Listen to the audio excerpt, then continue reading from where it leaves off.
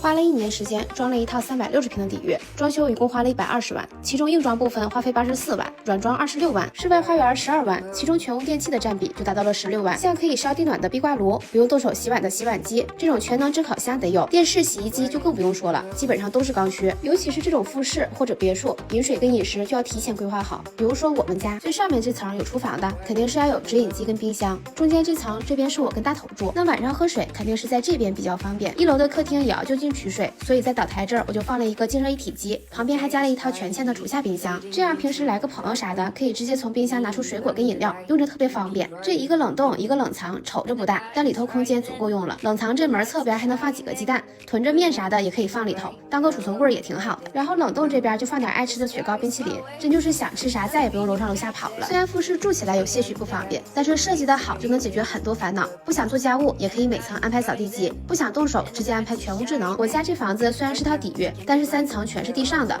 完全不潮，还有2个大花园跟双车库入户，比别墅便宜，物业费也不贵。反正除了装修费点钱，其他还真就挺香的。